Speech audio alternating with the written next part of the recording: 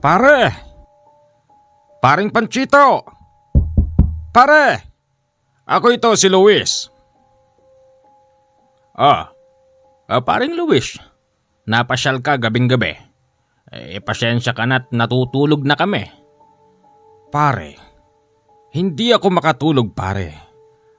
Kailan ba natin kukunin yung sinasabi mong ginto na itinuturo ng mga kaibigan mong engkanto dyan sa paligid pare? Pare, nagbago na kasi isip ko pare. Ano? Pare naman, kay tatanda na natin. Hindi pa tayo nakakatikim ng kaginhawahan.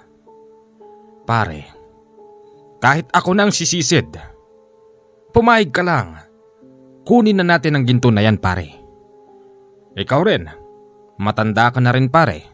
At saka, sa buong buhay mo yata pare, hindi mo man lang naranasan na ipasyal man lang sa mall yung nag-iisa mong anak.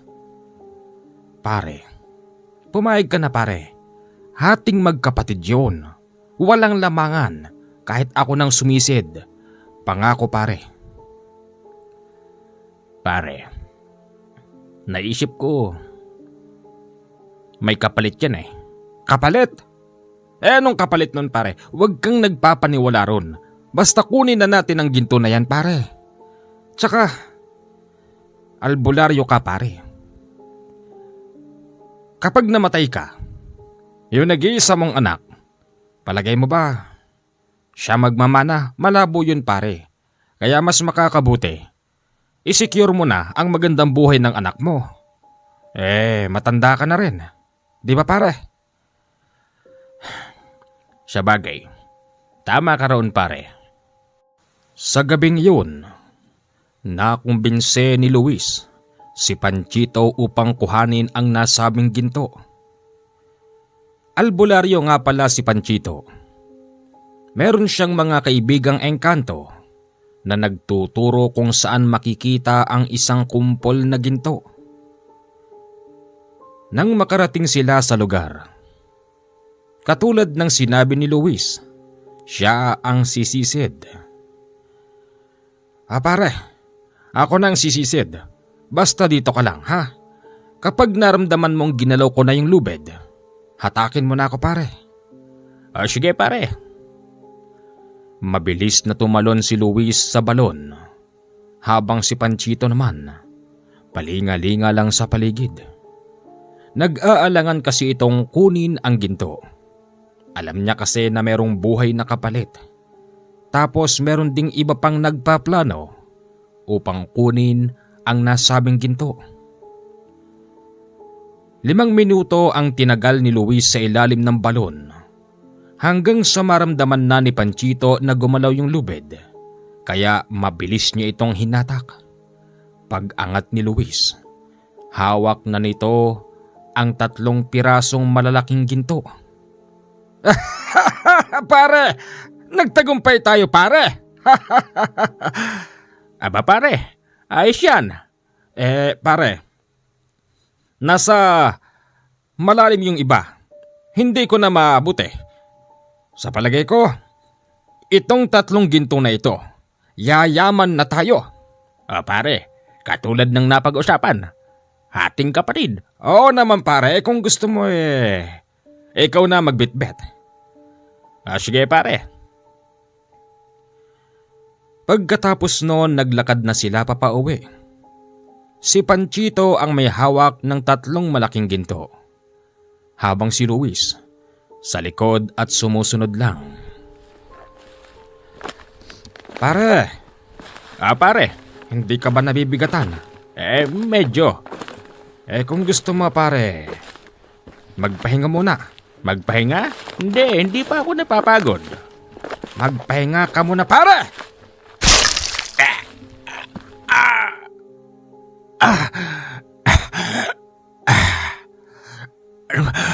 Paring Luis, anong ginawa mo sa akin, paring Luis? Pare, masyado kang mabilis magtiwala. Akala mo ba papayag akong makaparti ka dyan? Ako ang nagpakahirap na sumisid Wala kang ginawa kung hindi magmasid sa paligid. Akin lang ang lahat ng ito, Panchito. Akin lang ito.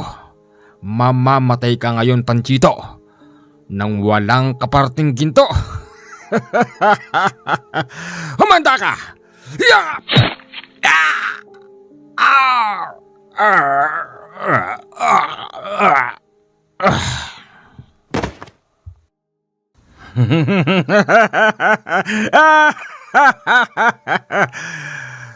Ano ka ngayon, Panchito? Ha? Pakaang-kaang ka kasi. Ngayon, yayaman ako at ikaw, pakikinabangan ka na ng mga uod sa lupa.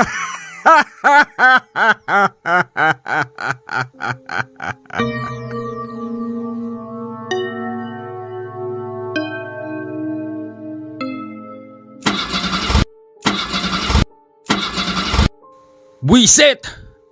Oh, Sunny, iho. Bakit pikon na pikon ka dyan sa may sasakyan mo? Tsaka, bihis na bihis tayo Saan ka ba pupunta, iho? May lakad ako, itay. Aba, bakit parang pinagdidiskitahan mo yang sasakyan mong ayaw mag-start? Tay, basta may lakad ako. Pupunta ako ngayon ng Bicol. Bicol? Anak, nandito tayo sa Cebu. Ano namang gagawin mo sa Bicol? Basta itay. Sa palagay ko, anak, Sunny, babae na naman yan. Sa palagay ko lang.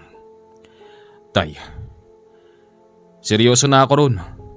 Sigurado ako, hayaan nyo't iuwi ko rito si Mildred. Mildred? Mildred baka mo? Aba, parang pamilyar sa akin ang pangalan na yon. Tay naman, ayoko na ng iba. Basta gusto ko si Mildred. Bakit? Bicolano pa. Ang dami namang magagandang babae rito sa Cebu.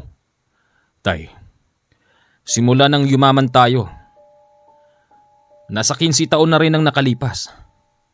Marami na akong natikman na babae rito. Pero ni isa sa kanila, hindi ko minahal. Ngayon itay, ngayong si Mildred, nakilala ko, kahit na sabihing nasa malayo siya, pupuntahan ko siya. Kaya lang ang problema, itong bulok na sasakyang binili nyo para sa akin, ayaw gumana. Ang dami-dami nating pera. Bakit di tayo bumili ng bago, tay? Sige, ganito na lang, Sunny anak. Kapag uwi mo galing sa Bicol, hayaan mo't ibibili kita ng bagong sasakyan. Okay? Sunny, delikado sa Bicol. Mag-iingat ka ron. Paanong delikado? Hindi ba itay? Taga ron tayo. Bago pa tayo yumaman, 15 years na nakakalipas, taga Bicol tayo, di ba?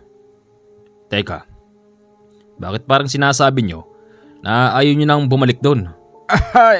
Hindi naman sa ganon. Ang sinasabi ko, mag-iingat ka, Sunny. Okay? Oy, Sunny, babae na naman yan. Bakit, Warren? Pag ikaw ba, pinapakilaman ba kita? Ilang babae na inuwi mo rito sa mansyon? Ginanyan ba kita? Ang sinasabi ko, Sunny, babae na naman yan. Di ka pa ba nagsasawa sa mga burikak na babae dito sa Cebu? Hoy Warren, wag mo akong papakialaman Tama na nga yan. Sige na, Sunny iho. Pumunta ka na. Sige ho, itay. Sana yung pupuntahan mo hindi burikak para hindi naman masayang yung kamandag ng lahi natin. Ano ka ba naman, Warren? Ang lahing Gumano, hindi basta-basta nagpapahulog at nagpapalamang sa kung sino man dyan. Tama ba ako ron, Sunny iho? Oo naman, tay. Sige na ho, at alis na ako. From Cebu bumiyahe si Sunny papunta sa isang bayan sa Bicol.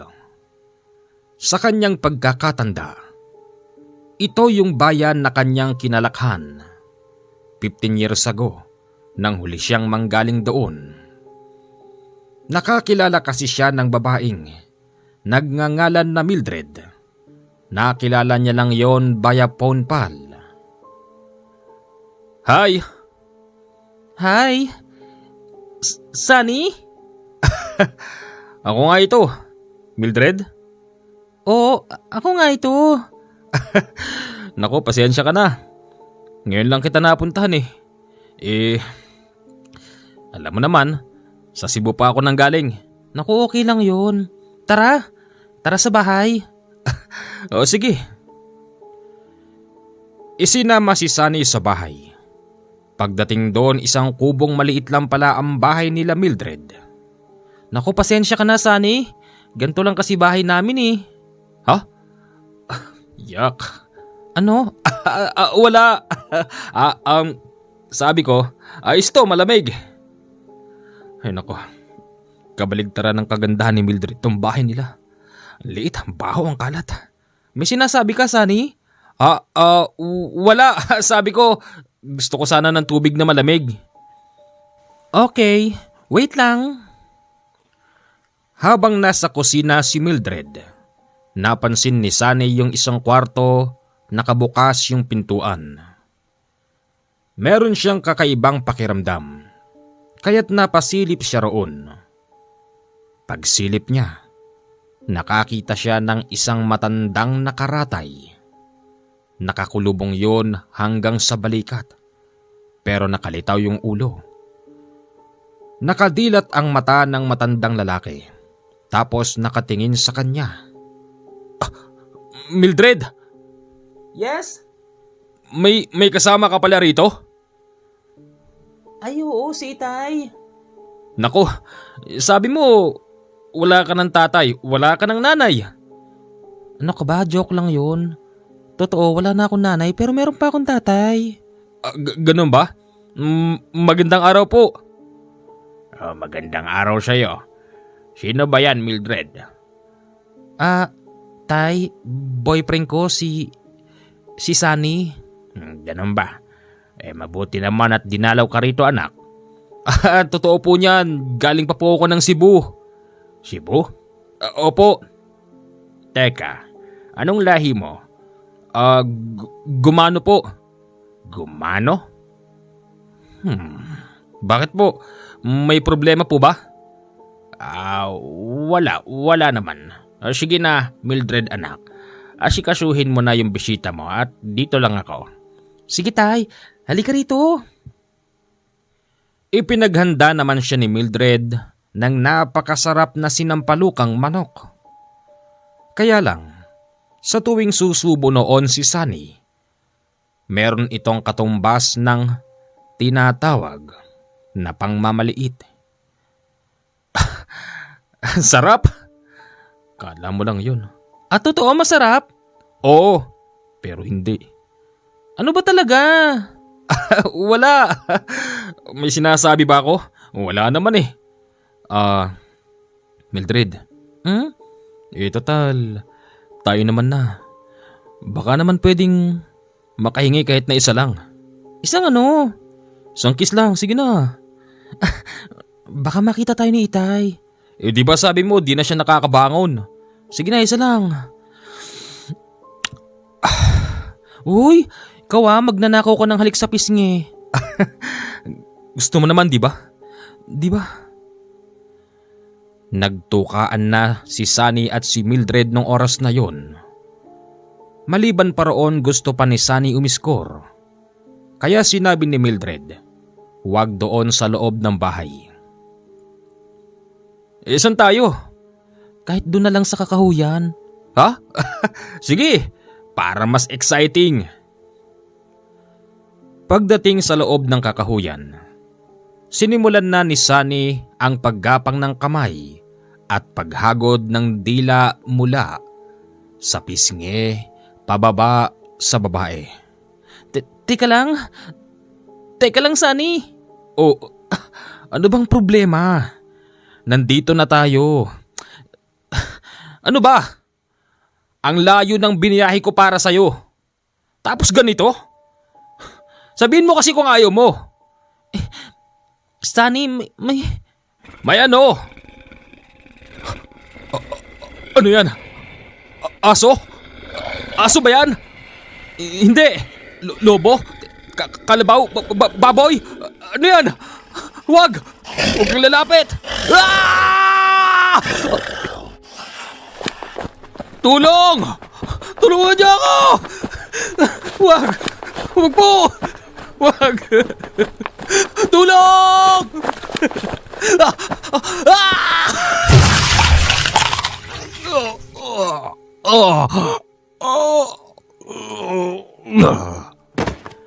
Pasensya ka na, bata. Hindi ka dapat damay dito. Pero ginising mo ang natutulog na galit ko. 1 dekada at kalahati na ang nakakalipas.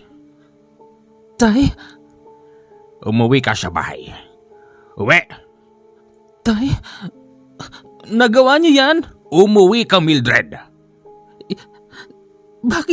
Bakit niyo ginawa yan sa mapapangasawa ko, Itay? Tumahimik ka!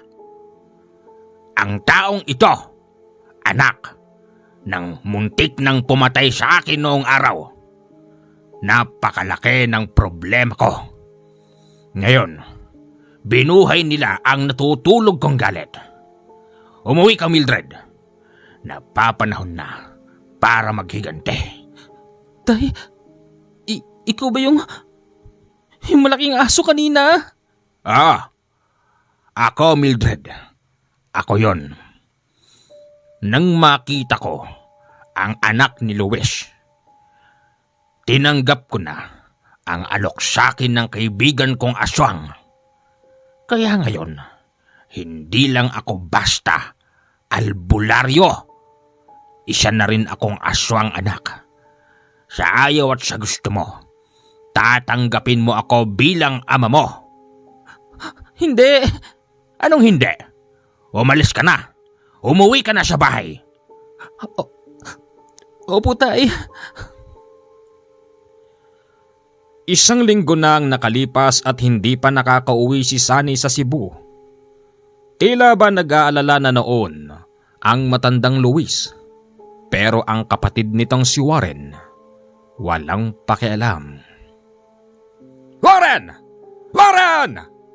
Ano na naman ba yan, Tay? Kay aga-aga sigaw kayo ng sigaw. Tumawag na ba sa telepono yung kapatid mo? Wala pa. Di ba nga sabi pupunta raw ng Bicol? Bakit na naman nagtatatalak na naman kayo dyan? Nag-aalala kasi ako kay Sunny. Baka mamaya, napano na dun yon? Tay, tao ang mga Bicolano. Kaya huwag kayo mag-isip ng kung ano. Oo nga. Doon tayo nang galing dati. Alam ko ang istorya ng lugar na yon. Bakit, Tay? Kaya ba ayaw mo nang bumalik ng Bicol? Kasi may nangyari? Kasi bigla tayong yumaman, ganun ba? Tandang-tanda ko. 10 taon pa lang ako noon. Halos wala tayong makain.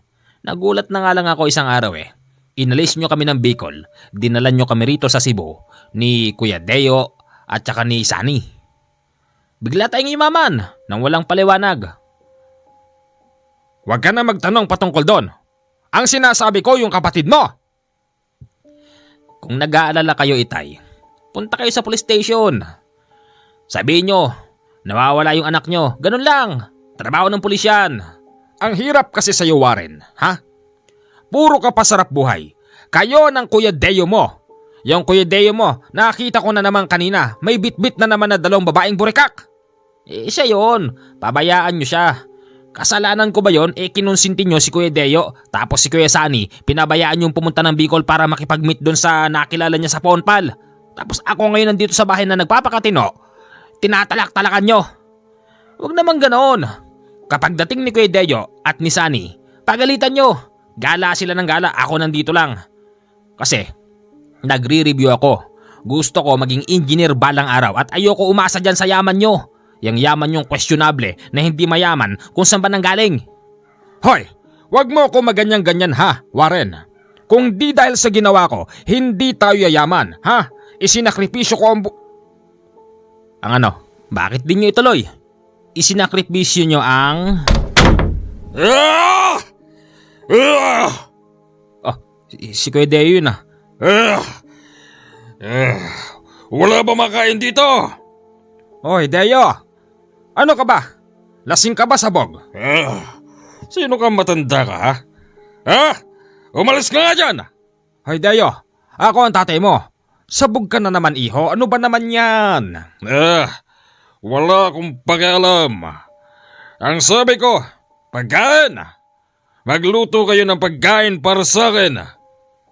At ikaw naman pangit na maitim. Ha? Kapag hindi ka tumayo dyan, susunugin ko lahat ng mga papel na yan. Ito na ako, Deo. Magluluto na po. Bilisan mo! Nagugutom na ako. Teka. Saan mo naman napulot tong mga burkak na ito, ha? Huwag kang makialam, tanda. Ha? Sila nagpapasaya sa akin araw-araw. Ano? Wala. Bingi! Tara na mga girls. Doon tayo sa kwarto. Pasahin niyo ko. Nang mapansin noon ni Tandang Luis na malaki na ang pinagbago ng mga anak, tila ba ito nagsisisi sa ginawa niya noong araw. Naisip noon ni Luis na mukhang mas okay pa na mahirap noon ang kanilang buhay. Hindi sana magiging adik ang isa nitong anak. Tapos ka na ba magluto? Tay. Galing ako sa estasyon. Sa pulis? Anong sabi ron? Gagawin daw nila ang lahat para mahanap yung kapatid mo sa Bicol. Tay, meron ka bang di sinasabi sa amin? Ha? Tungkol saan? Tay, kahit di mo sabihin, alam ko may mali. Paano ba tayo yumaman? Katulad nga dati, tandang-tanda ko, halos wala tayong makain. Tinataguyod nyo kaming tatlong magkakapatid. Nagbubukid lang kayo sa Bicol. Nag-extra kayong mag-construction. Kargador sa palengke. Tay, ano ba talaga nangyari? Warren, ginawa ko lahat para mabigyan ko kayo ng maayos na buhay. Hindi ko lubos akalain na abot tayo sa ganito. Si Sunny, hindi ko na alam kung nasaan, kung buhay pa ba o ano. Bakit naman iniisip niyo yan? Ano ba kasing meron doon sa pinuntahan niya? Tsaka parang takot na takot kayo kapag nababanggit yung salitang Bicol. Ang Kuya Deo mo, tuluyan ng naging adik. Waldas ng pera. Bukod pa ron, nalugi na yung ibang mga negosyo natin. Hindi ko alam kung bakit sinasapit natin ang gantong kamalasan. Tay, siguro naman ako suswertehin. Balang araw, magiging engineer din ako. Aayusin ko yung malaking barko. Yung makina, gagawin ko yun. Gawin mo ang gusto mo, Warren. Basta sana, huwag kang tutulad sa kapatid mong si Deo. Tay, nalalayo na naman usapan Paano ba tayo yumaman? Paano? Habang nag-uusap ang mag-ama, bumukas ang pintuan at pumasok ang 4 na pulis. Magandang araw ho, Mr. Luis.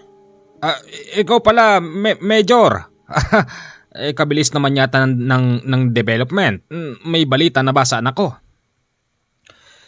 Kinalulungkot ko po. Bakit? Bakit ho, Major? Anong nangyari sa kapatid ko? Mr. Luis, nakipag-coordinate po kami sa mga pulis sa Bicol. Meron nga natagpo ang patay doon. Ang masakit pa ron, wakwak ho yun tiyan. Hindi ang anak ko yon. Hindi si Sana yon. Paano mo na siguradong si Sana yon? Mr. Luis, may nakuhang ID sa wallet ng anak mo. Hindi ba pangalan ng anak mo Sunny Gumano? Ha? Tay, si Sunny nga yun kung ganon. Hindi. Paano nangyari yon, Major? Sinong gumawa sa kanya noon? Sino? Ayon ho sa investigasyon ng pulis na nakakasakop, winakwak nga ho yun tiyan gamit ang hindi maipaliwanag na matalim na bagay. Imposible ang sinasabi mo, Major. Liwanagin nyo. Sinong tao ang gumawa noon? Yun na nga ho ang problema. Ginawa lahat ng investigador doon, pero talagang hindi malaman kung anong klasing matalim na bagay ang ginamit sa pagwakwak ng tiyan ng anak mo. At ang masakit pa ron, wala nang laman loob. Dilat ang mga mata, naliligo sa sariling dugo. Kailan pa ito nangyari? Kailan pa? Nung mga nakaraang araw ho, natagpuan ho sa gubat yung katawan ng anak niyong si Sunny Gumano. Hindi! Hindi! Anak ko! Major, kapag hindi totoo yung sinasabi mo, magpepetisyon ako. Ipatatanggal kita rito sa bayan namin. Totoo po yun. Pulis po roon ang nagsabi. Puntahan nyo na lang at magsama na rin ho kayo ng kabaong. Upang makasigurado noon si Luis, nagtungo siya sa probinsya ng Bicol at doon niya nakita sa morgue ang anak nitong walang buhay. Kuya! Sunny! Hindi! Anak! Sinong may gawa sa'yo nito? Hoy! Ikaw, pulis! Sabihin mo nga sa akin, sinong may gawa sa kanya nito? Sino? Sino, sabihin mo? Magbabayad ako kahit gano'ng kalaki. Hulihin nyo! Patayin nyo ang gumawa nito sa anak ko! Pasensya na po kayo pero ginawa po namin lahat para mahuli gumawa niyan. Ang problema, hindi po namin malaman kung sino. Tsaka, magpahanggang ngayon po, hindi pa namin ma-identify kung anong klaseng patalim ang ginamit. Hindi na importante yon. Ang sinasabi ko, hulihin mo ang gumawa niyan sa anak ko. Magbabayad ako ng ilang milyon. Hulihin nyo siya, isalvage nyo, patayin nyo. Hindi na dapat pang binubuhay ang ganyang klase ng tao. Huwag nyo po kaming utusan. Hindi po kami nadadala sa pera. At kahit suhulan nyo ho kami, nagtatrabaho po kami. Ginagampanan namin ang tungkulin namin. Pasensya na ho kayo. Walang kwenta! Walang kwenta!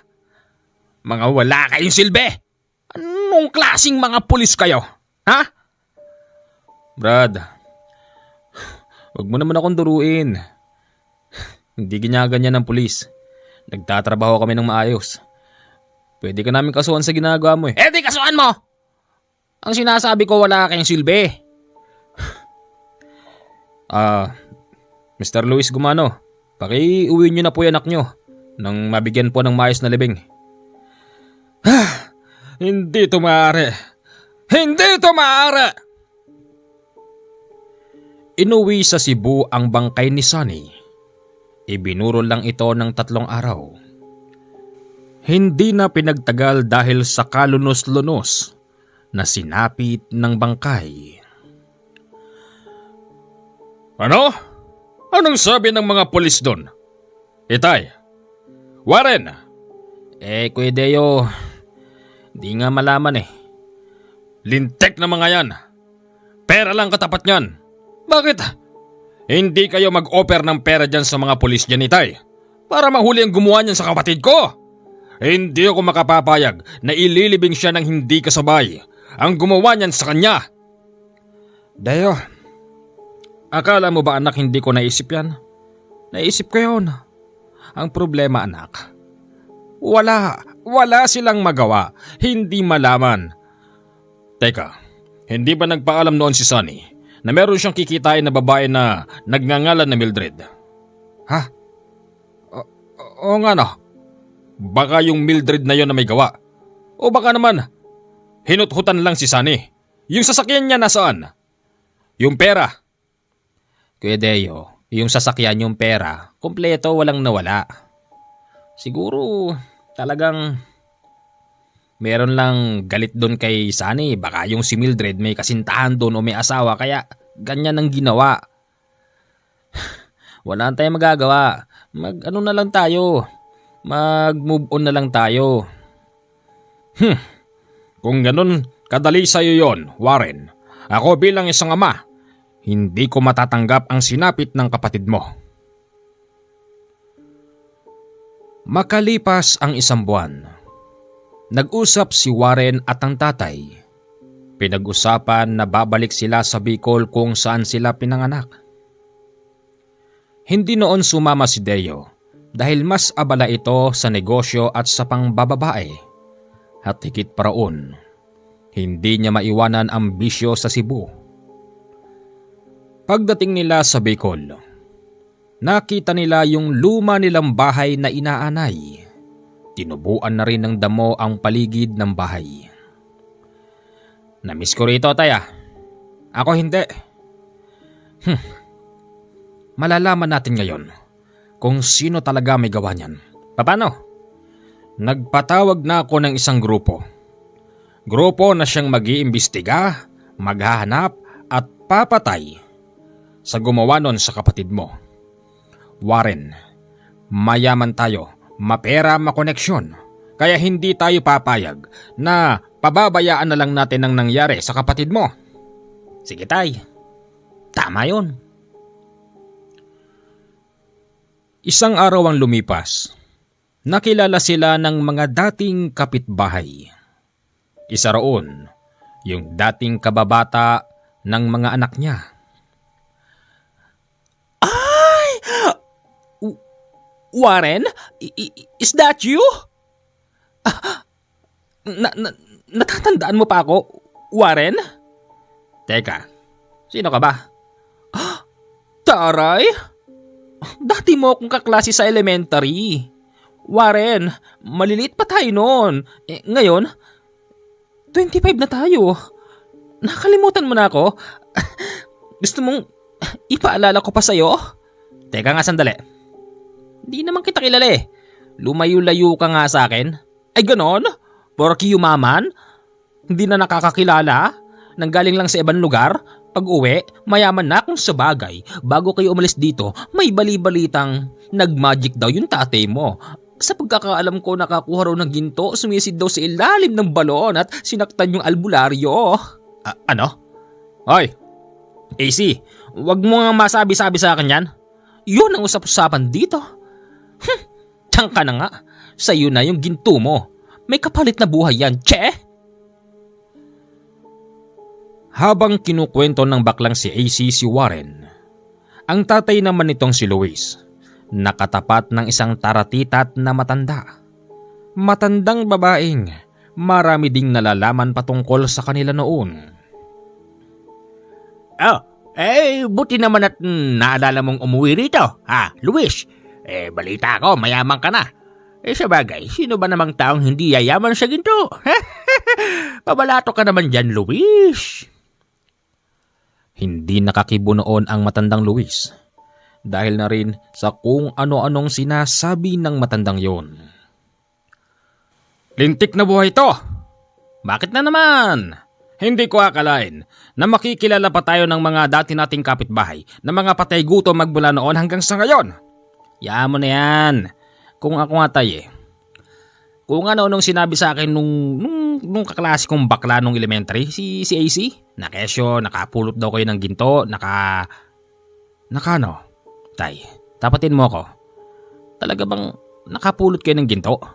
Talaga bang nagsakripisyo kayo ng buhay ng tao para umangat tayo ng ganito? Hindi totoo yan.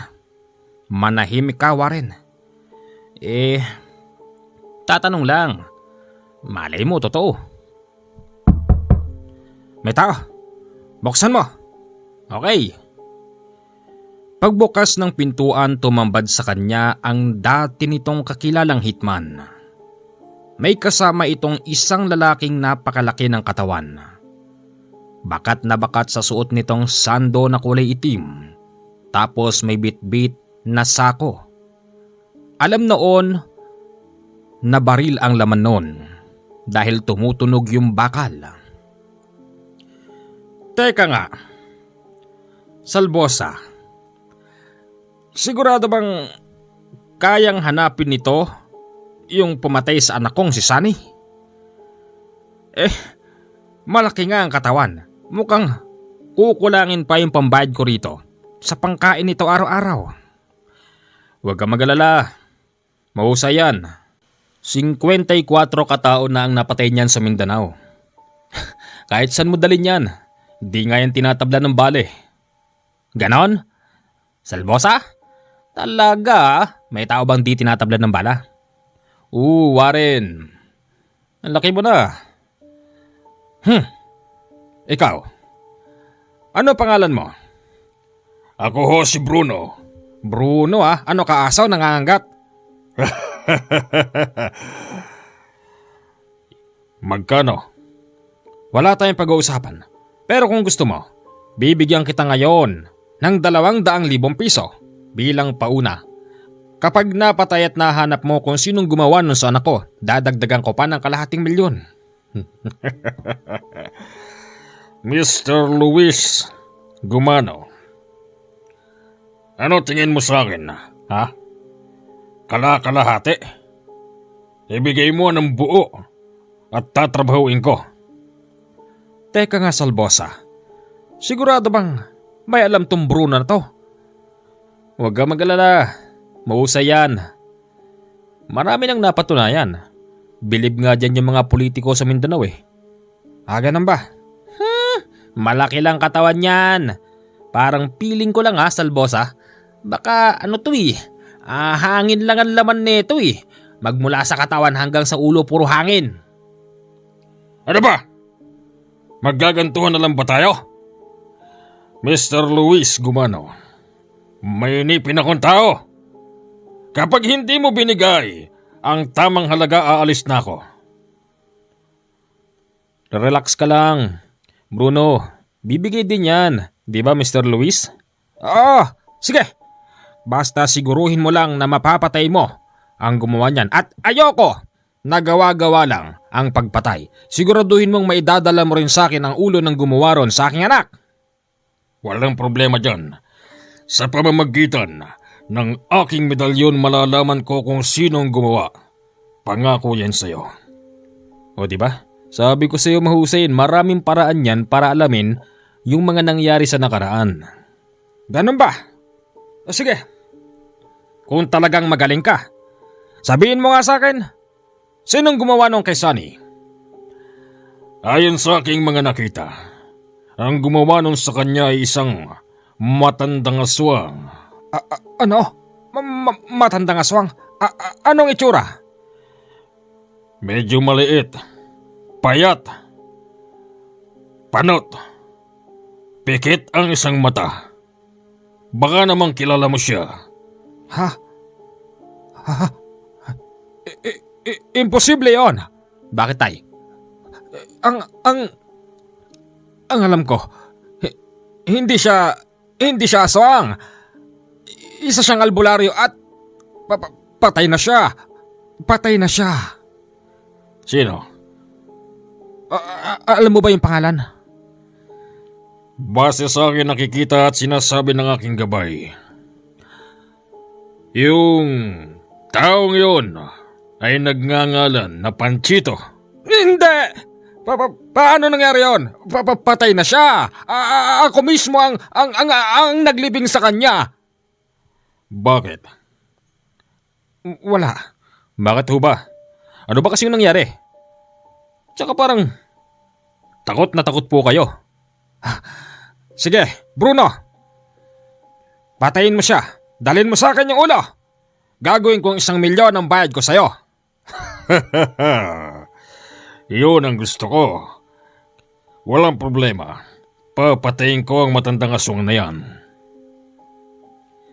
Nang makuha ni Bruno ang 1,000,000, agad itong nagtungo sa pinakamalapit na kabaret sa bayan na yon.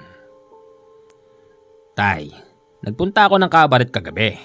Yung inutusan mong pumatay dun sa pumatay kay Sunny, 5 babae yung naka-table. Masasarap na pulutan at masasarap na alak pa yung tinitira. Wala naman palang kwenta yun eh. Bawiin nyo na yung pera. Hindi natin pwedeng bawiin yun. Ang laki ng katawan nun. May medalyon. May nagtuturo sa kanya ng mga nangyari. Sa palagay mo ba, kaya natin yon?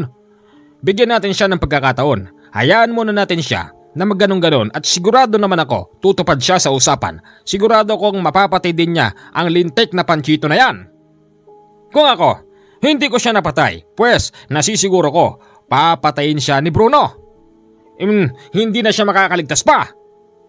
Sige, bala.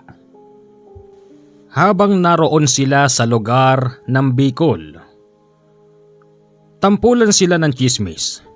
Nagtitimpi na lang ang mag-ama at hindi lumalabas ng bahay. Sa kabilang banda, yung binayaran nilang si Bruno lumalakad na hanggang sa natuntun nito ang pinagtataguan ng matandang Panchito at ng anak na si Mildred. Tay, hindi ka pa ba matutulog? Hindi pa. May inaantay ako. Sino? Mildred, diyan ka lang sa kwarto. Huwag na huwag kang lalabas. Sige, bahala na nga kayo dyan. Para kayong ewan, kanina pa kayo nakatanaw dyan sa labas. Hindi na bale. Basta meron akong inaabangan. Okay. Nakita na ng matandang Panchito si Bruno. Kanina pa pala ito nakatayo sa gilid ng puno at nagabang lang ng pagkakataon para sumugod. Kung sino ka man, lumabas ka dyan. Hindi ako natatakot sa'yo. Halika rito. Kung meron kang problema, mag-usap tayo. Huwag kang matakot. Isa akong kaibigan. Lumabas si Bruno mula sa kanyang pinagtataguan. Hinarap nito ang matandang Panchito. Kapanalig ka pala. Bakit nagtatago ka roon? Kapanalig? At paano tayo naging magkapanalig? Hindi ba't antingero ka? Oo. Paano mo nasabing magkapanalig tayo? Albularyo ako. Ako si Panchito. At ako naman si Bruno. Patawarin mo ako, pero kinakailangan kong daliin ang ulo mo kay Mr. Luis Gumano. Ano? Alam ko na hindi ka lang isang albularyo. Isa ka ring aswang, kaya humanda ka! Nagulat na lang noon si Panchito sa kinilos ng lalaki. Bigla itong naglabas ng baril sa tagiliran. Mabilis nitong pinutukan ng ilang beses si Panchito, pero hindi siya tinamaan. Nang maubos yung bala ni Bruno, kinuha niya yung baril sa sako at tinadtad ng bala ang bahay. Sa kasamaang palad, tinamaan ang babaeng si Mildred pero hindi siya basta namatay. Lumabas ka rito, Panchito! Lumabas ka! Kapag hindi ka lumabas, di sabog nang gagamitin ko sa'yo. Labas! Lumabas si Panchito nung oras na yon, pero hindi na siya mukhang tao. Inaasahan ko na ipapakita mo ang pagiging aswang mo. At bukod pa ron, inaasahan ko na rin na gagamitin mo rin ang abilidad mo bilang isang albularyo para talunin ako. Sa pagkakataon na ito, binayaran ako para patayin ka at hindi ako makapapayag na mananalo ka sa laban nating dalawa. Aswang na ang itsura ni Panchito nung oras na yon at mabilis nitong sinalakay si Bruno. Sa bilis ng pangyayari, agad na nasugatan ang tiyan ni Bruno na nung mga oras na yon unti-unti na rin naghilom. Isa kong antiyero! Hindi mo ko kaya! Itaga mo yan sa bato! Kung talagang matapang ka, alisin mo ang anting-anting mo. Maglaban tayo. Kamay sa kamay. Hindi ako naniniwala sa'yo. Ikaw? Lalaban ka ng sabayan sa tanda mong yan? Hindi na! Gagamitan na kita nito! Sunod-sunod na putok na naman ang pinakawalan ni Bruno. Pero lahat ng iyon sinalaglang ng matandang Panchito. At nang makakuha ito ng pagkakataon, natuhog niya ang dibdib ni Bruno gamit ang matutulis nitong kuko. Habang nakatarak ang kuko niya sa dibdib, nagpapalitan pa sila ng maanghang na salita. Sabihin mo siya nag-utos sa'yo na si Luis Gumano. Siya na ang susunod. Mabaho ang hininga mo! Bitiwan mo ko, tanda! Hindi kita bibitiwan. Pauuwiin kitang mamamatay na rin. Ngayon, tataniman kita ng lason sa katawan. Lingid sa alam ng nakararami, ang matandang Panchito ay hindi lang basta albularyo. May kakayanan din ito manglason. Nakabaon na yung lason sa katawan ni Bruno, kaya't nang tanggalin niya yung matulis na kuko sa dibdib, lumakad si Bruno ng paika-ika at hilong-hilo. Sige! Lumakad ka! Sabihin mo kay Luis Gumano na siya na ang isusunod ko. Hinukay ko na ang libingan niya.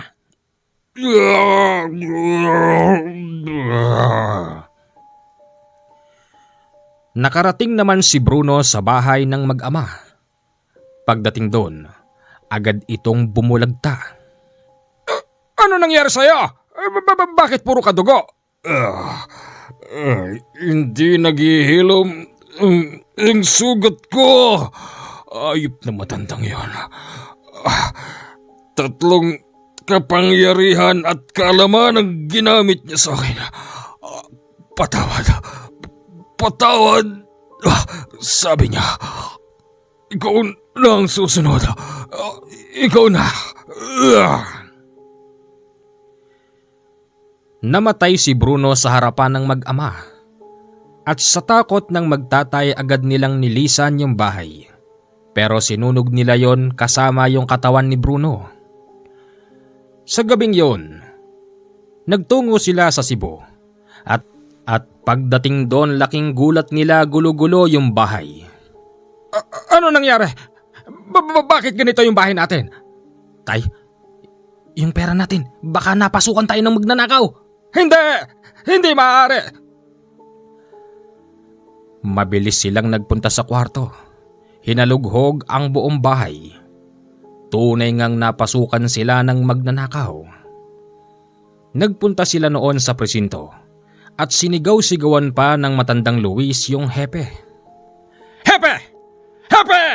Buksan mo ito, hepe! Oh, ano bang problema nyo? Nanakawan ako! Mag-imbestiga kayo. Alamin nyo kung sino nagnakaw. Nag-imbestiga naman ng pulis. Pagdating doon, wala silang makuha na anumang ebidensya ng kung sinong nagnakaw. Ang anak nitong si Warren, nakatahimik lang sa isang tabi, na tila ba merong malalim na iniisip. Warren, may problema ka? Tay, ano mang isip ko pero siya talaga eh. Anong ibig mo sabihin?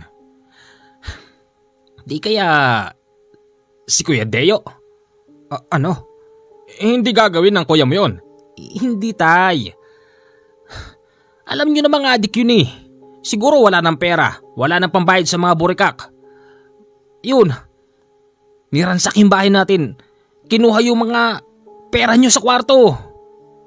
Lintik na Deo yan. Hindi maaari. Hanapin natin si Deo. Hanapin natin! Sige. Natagpuan nila si Deo ng oras na yon. Nandun ito sa beer house. 10 babae na purong mga nakahubad ang kumakalantari sa kanya. Deo! Deo! Ano ba? Sino ka na naman? Walang hiya ka. Aminin mo sa akin. Ikaw ang kumuha ng pera ko rin sa kwarto. Anong pakialam mo? Gagawin ko ang gusto ko. Wala kang pakialam. Umalis ka na. Magpapakasasa ako hanggat gusto ko. Bakit? Ha? Luis? Akala mo ba hindi ko alam kung saan ang galing yung yaman natin? May utak na ako noon, Tay. Alam kong pinatay mo ang albularyong si Panchito para hindi siya makahati sa ginto. Ngayon, ikaw pa may ganang maggalit-galitan dyan. Bakit? Kasalanan mo rin to. Hinayaan mong yumaman tayo. Lumaki ang ulo ko kaya heto na ako ngayon. Palagi akong nasa heaven. Oh, ano pang ginagawa mo, Panchito? Bakit di ka pa umalis? Kung ko sa'yo umalis ka na, baka hindi kita makilala. Pag-uwi sa kanila, ang anak naman na si Warren ang tumutulig sa ama. Sabi mo tayo dito to! Kaya pala, si matandang Panchito pala pinatay mo! Ginawa ko lang yun, Warren. Para din sa inyo, para gumanda ang buhay natin. Tay naman. Alam nyo naman nung una pa lang, sapat na sa akin yung hirap ng buhay. Palagi pa naman ako nagsisimba. Palagi kong sinasabi na sana bigyan tayo ng maayos na buhay pero sana hindi sa ganito. Totoo pala at si Kuya Deo ang nakakaalam. Ayoko na. Alis na ako rito. Dahil sa hindi matanggap ni Warren ang katotohanan, nagawa nitong iwanan ang sariling ama. Nagpakalayo-layo si Warren hanggang sa naisipan nitong bumalik sa lugar kung saan siya lumaki. Ay, may balikbayan, kaya lang wala ng bahay. Sunog na yung bahay nyo. Kamusta, Warren? AC, ikaw pala. Yes, kanina pa ako rito. Oh, anong nakain mo? Bumalik ka rito, Aber? Masama ba? Siyempre, dito ako lumaki. Bakit? Naubos na ba yung yaman nyo? Nakulong na ba yung tatay mo? Sa pagpatay kay Manong Panchito? AC, ano bang problema mo sa akin, ha? Kung meron man siyang kasalanan, hindi ako dawit doon. Sabi nga sa kasabihan, ang kasalanan ng magulang hindi pwedeng ipasa sa anak. Pero nakinabang ka! Yun ang totoo! Bahagian mo naman ako ng konti kahit na pangpatayo lang ng tindahan. Hindi ka ba naawa sa akin? Tignan mo, dito lang ako sa bintana nagtitinda ng piso-pisong sitsirya. Easy. Ano kasi? Wala akong pera eh. Imposible? Bakit ka bumalik dito kung wala kang pera? Saan ka kumuha ng pamasahe? Ang totoo niyan, naghiwalay na kami ni Itay. Bakit? Nalaman ko na ito totoo eh. Ganun ba? Kawawa ka naman. Kung gusto mo, dito ka na lang sa bahay. Hayaan mo. Total, matagal na kitang crush, Warren. Dito ka na lang. Tsaka alam mo, una pa lang, alam kong daks ka, Warren. AC, alam ko naman noon pa lang na kursunada mo na ako pero tahasan kong sasabihin sa'yo na hindi ako pumapatol sa bakla. Tabi nga dyan! Sigaan nyo naman ho. Pabili nga ako ng sigarilyo. Ay, ang gwapo! Hoy, tumabi ka dyan, Warren. May bumibiling poging nakasando ng puti. Oo, ito na. Yabang. Bakit? May problema ka? Wala po. Umalis ka na nga dyan. Pag-alis ni Warren, nagtanong-tanong ang bisita sa baryo na kung yun daw ba yung taong anak ng nakakuha ng ginto. Ay opo, Kuya Pogi. Kaya yumaman ng mga yan dahil nga yung ginto dun sa balon kinuha nila. Usap-usapan na may bantay daw na engkanto ron. Kaya lang naman kasi nakuha dahil may kasamang albularyo si Manong Panchito. Pinatay ng tatay nun si Manong Panchito para masolo yung pera. Bakit po ba? Ano po ba kayo, pulis? Palagay ko nga kasi antikas mo tignan pero ang gwapo mo in fairness. AC nga po pala. Nole. Ako si Nole. Nandyan ba yung tatay? Parang wala po yata. Tsaka kararating lang noon may dalang bag. tsaka yung bahay po nila dyan, sunog na. Tapos minatagpo ang pangpatay. Ganun ba? Sige, salamat AC ha. Teka lang. Bakit? Teka lang, yung ano? Yung bayad mo. Ay, oo nga pala. Naku, pasensya ka na, nakakalimutan ko. O, ito bayad. Thank you.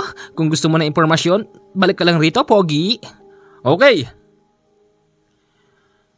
Nakita rin ni Kanole yung matandang talak ng talak at nagchichismis sa gilid ng daan.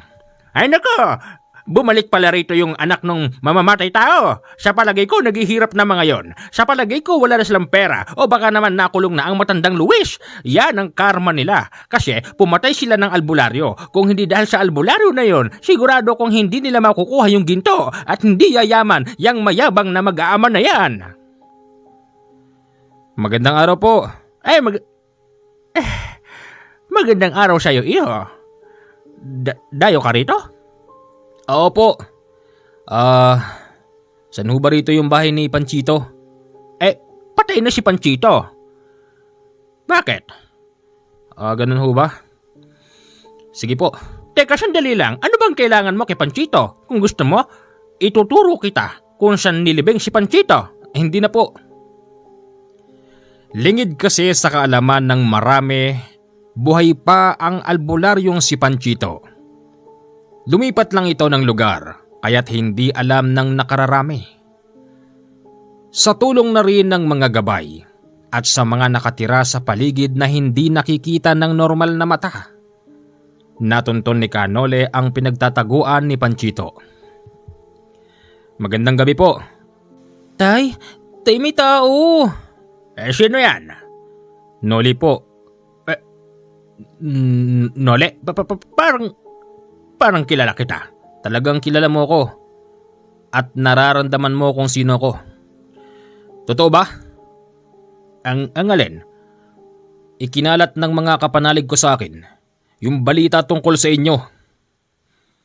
Kinuha niyo raw yung ginto sa isang malalim na balon. Totoo ba? Teka nga. Ano bang pakialam mo? Isa akong albularyo. Albularyo ka rin, Panchito. At ngayon, meron ka ng bertud ng aswang na siyang nagagamit mo paminsan-minsan. Bakit? Bakit ka pumayag? Kasi gusto ko lang bigyan ng maayos na buhay siya ng aking anak. Pero hindi ko alam na tatraido rin pala ako ni Luis. Pero ngayon, kinarma na siya. Kasi pinatay mo yung anak niyang isa, di ba?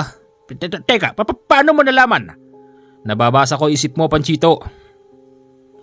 Sa palagay mo, maayos pa kaya buhay nila ngayon? Siguro. Alam mo, ang ginto na yon hindi dapat ginagalaw. Pero dapat nating mabawi ang kayamanan nila at ipamahagi sa mga hindi nararating ng tulong ng gobyerno. Makipagtulungan ka sa akin, Panchito. Nang mabawi natin lahat ng yon, wala tayong kukunin kahit na piso. Total, may nakuhang buhay eh. Yun na ang kapalit ng ginto. Manong, gaano ba kasiguradong mapupunta yun sa mga mas nangangailangan? Kapag nakuha namin yun ng iyong ama, dadalin namin to sa isang mapagkakatiwalaang ahensya at sila nang bahala. Sige, tutulong ako. Teka nga pala, kanina nakita ko yung anak niyang Warren yata pangalan nun. Baka pwede nating gamitin yun para mabawi ang lahat. Sige, kikidnapin ko si Warren. Sa gabing iyon, pinuntahan ni Panchito yung dating bahay ni Luis. Nakita nilang naroroon si Warren. Nakaupo ito na tila ba nagsisisi at umiiyak. Matino po ako. Hindi ko naman po hinangad yung ganong klase ng buhay eh. Pero bakit po umabot sa ganito? Patawarin niyo po kami. Kami ng buong pamilya ko. Masama ang pamilya mo, Warren. Sino ka? Ako si Panchito. Ako ang pinatay ng ama mo noon. Mabuti na lang dahil nakaligtas pa rin ako. Hindi ka sumama ka sa akin. Bakit po?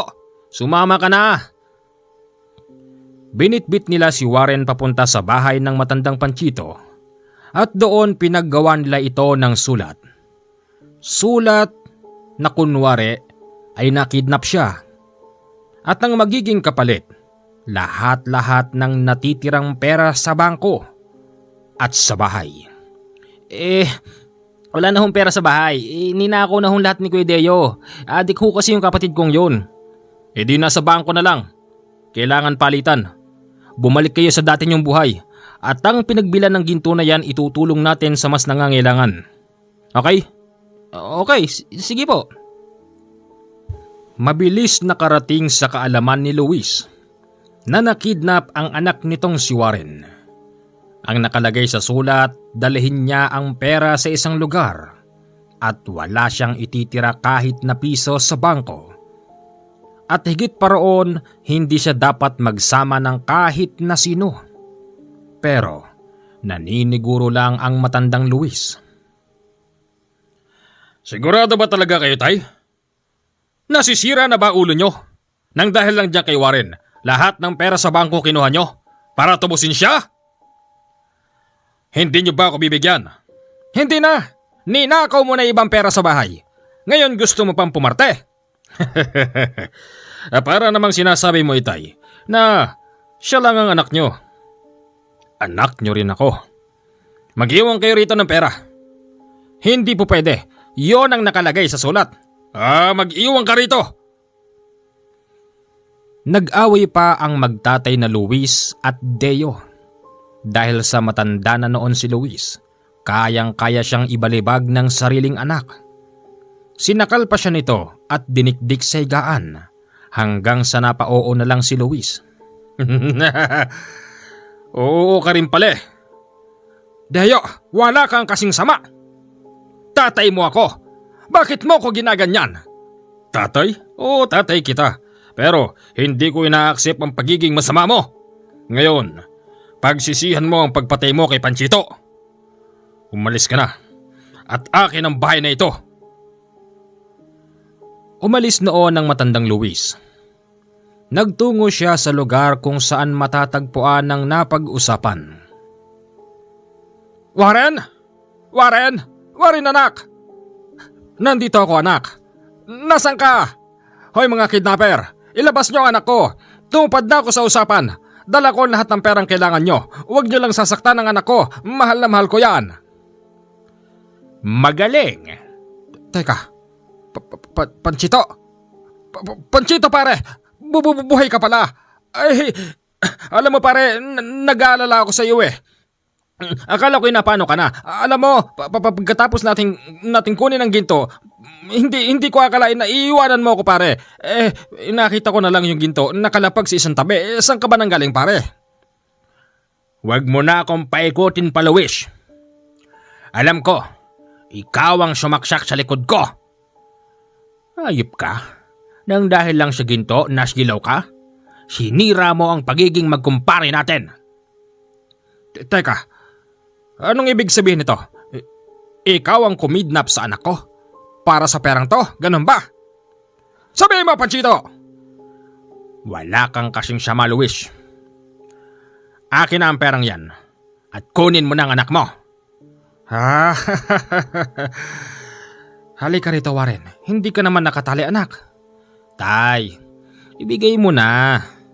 Para matapos na to at uuwi na tayo. Hindi ko ibibigay. Kung ganon, magbabayad ka, Luis. Harap-harapan nagpalit ng anyo si Panchito.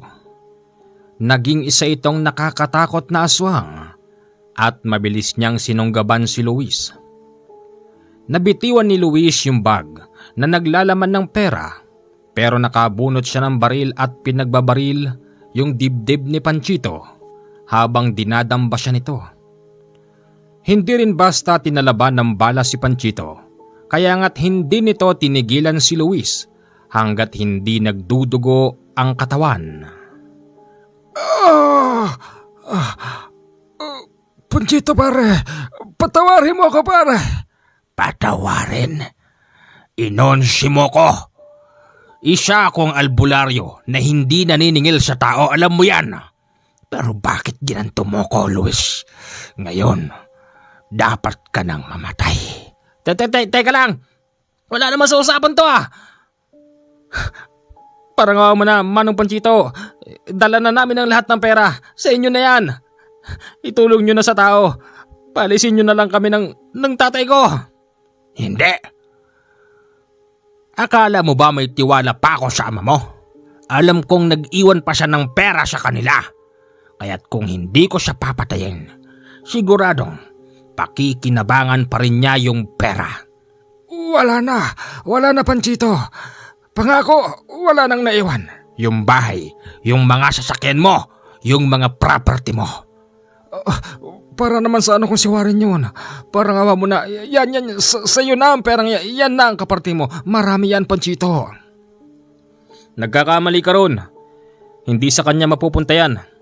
Bilang isang albularyo, isang malaking pagkakamali ang pagpayag niya sa pag-aya sa'yo para kumbinsihin na kunin ang gintong binabantayan ng engkanto.